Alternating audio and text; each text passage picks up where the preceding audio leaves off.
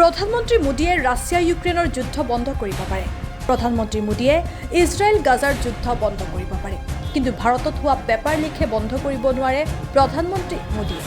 প্ৰধানমন্ত্ৰী মোদীৰ বিৰুদ্ধে আক্ৰমণাত্মক ৰূপত কংগ্ৰেছ যুৱৰাজ ৰাহুল গান্ধী।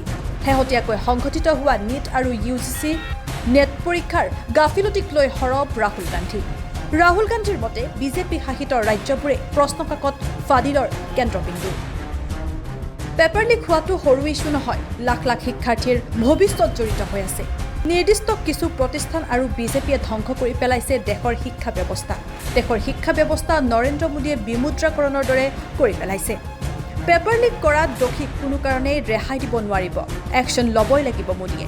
পেপাৰ লিকৰ ফলত শিক্ষাৰ্থী মানসিকভাৱেও অশান্তিত ভোগে। মোদী চৰকাৰৰ দিনত দেশৰ শিক্ষা ব্যৱস্থাৰ প্ৰতি ভাবুকি আহি পৰিছে।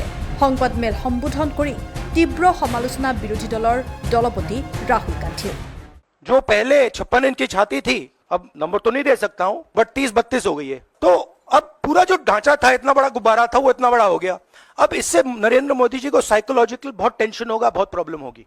युवाओं, आप सब जानते हो कि इसका पहले एपिसेंटर मध्य प्रदेश हुआ करता था, वहां पे 40-50 लोगों की हत्या हुई थी। ये तब शुरू हुआ था। आप जानते हो कि गुजरात में, उत्तर प्रदेश में और मध्य प्रदेश में इन चीजों का एपिसेंटर है। कि बीजेपी के लोग कहते हैं कि हमारी लेबोरेटरी मध्य प्रदेश और गुजरात है। तो लेबोरेटरी से यह काम शुरू हुआ है और अब यह काम देश में फैल रहा है और आपका इससे नुकसान हो रहा है। जब तक ये रिवर्स नहीं किया जाएगा, जब तक हिंदुस्तान के इंस्टीट्यूशंस इनके हाथों से नहीं छीने जाएंगे और इफेक्टिव, ऑनेस्ट, इम्पार्शियल लोगों के हाथ में नहीं जाएंगे, तब तक ये होता रहेगा।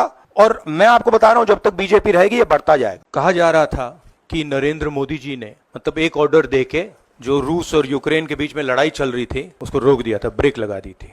इजराइल और गाजा के बीच में जो लड़ाई चल रही थी उसको भी नरेंद्र मोदी जी ने रोक दिया था। मगर किसी ना किसी कारण जो हिंदुस्तान में पेपर लीक हो रहे हैं उसको नरेंद्र मोदी रोक नहीं पा रहे हैं या रोकना नहीं चाहते हैं। कहा जा रहा था कि नरेंद्र मोदी जी ने मतलब एक ऑर्डर देके जो रूस और यूक्रेन के बीच में लड़ाई चल रही थी उसको रोक दिया था, ब्रेक लगा दी थी। इजराइल और गाजा के बीच में जो लड़ाई चल रही थी उसको भी नरेंद्र मोदी जी ने रोक दिया था। मगर किसी ना किसी कारण जो हिंदुस्तान में पेपर लीक हो रहे हैं उसको नरेंद्र मोदी रोक नहीं पा रहे हैं या रोकना नहीं चाहते हैं। जो पहले 56 इंच की छाती थी, अब नंबर तो नहीं दे सकता हूं, बट 30-32 हो गई है। तो अब पूरा जो ढांचा था, इतना बड़ा गुब्बारा था, वो इतना बड़ा हो गया। अब इससे नरेंद्र मोदी जी को साइकोलॉजिकल बहुत टेंशन होगा, बहुत प्रॉब्लम होगी। युवाओं, आप सब जानते हो कि इसका पहले एपिसेंटर मध्य प्रदेश हुआ करता था, वहां पे 40-50 लोगों की हत्या हुई थी। ये तब शुरू हुआ था। आप जानते हो कि गुजरात में, उत्तर प्रदेश में और मध्य प्रदेश में इन चीजों का एपिसेंटर है। कि बीजेपी के लोग कहते हैं कि हमारी लेबोरेटरी मध्य प्रदेश और गुजरात है। तो लेबोरेटरी से यह काम शुरू हुआ है और अब यह काम देश में फैल रहा है और आपका इससे नुकसान हो रहा है। जब तक ये रिवर्स नहीं किया जाएगा, जब तक हिंदुस्तान के इंस्टीट्यूशंस इनके हाथों से नहीं छीने जाएंगे और इफेक्टिव, ऑनेस्ट, इम्पार्शियल लोगों के हाथ में नहीं जाएंगे, तब तक ये होता रहेगा। और मैं आपको बता रहा हूं, जब तक बीजेपी रहेगी ये बढ़ता जाएगा। कहा जा रहा था कि नरेंद्र मोदी जी ने मतलब एक ऑर्डर देके जो रूस और यूक्रेन के बीच में लड़ाई चल रही थी उसको रोक दिया था, ब्रेक लगा दी थी।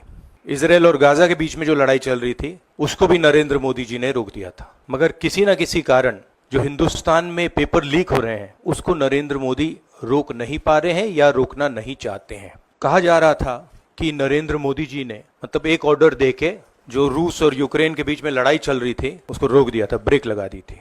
इजराइल और गाजा के बीच में जो लड़ाई चल रही थी उसको भी नरेंद्र मोदी जी ने रोक दिया था। मगर किसी ना किसी कारण जो हिंदुस्तान में पेपर लीक हो रहे हैं उसको नरेंद्र मोदी रोक नहीं पा रहे हैं या